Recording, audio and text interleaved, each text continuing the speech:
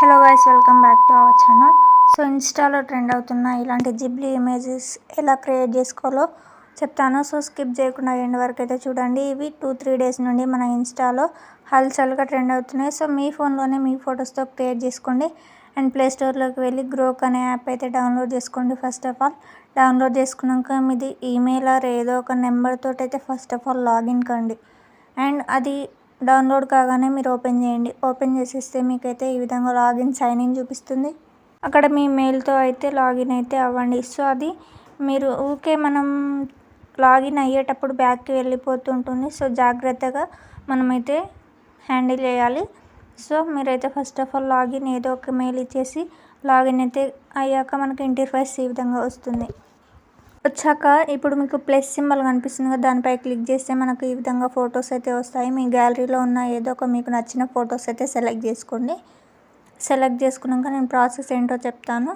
So first of all మీకు నచ్చిన పిక్ని, ఆ పిక్ అనేది కొంచెం క్లారిటీగా ఉండాలి. సెలెక్ట్ చేసుకున్నాక కింద మనం ఒక ప్రాంప్ట్ అనేది ఇవ్వాలి. ఏమనంటే convert this pic into Ghibli pic అని ఇవ్వాలి, లేదంటే create this into Ghibli.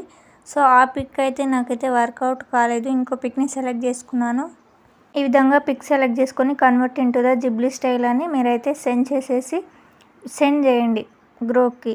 Send చేశాక మనకు కొంచెం టైం అయితే తీసుకుంటుంది. ఇది సెండ్ చేశాక మీరు వేరే బ్యాక్ అయితే వెళ్ళకండి, ఎందుకంటే అది క్రియేట్ కానికి కొంచెం టైం తీసుకుంటుంది. మీరు బ్యాక్కి వెళ్ళిపోతే అసలే క్రియేట్ అవ్వదు.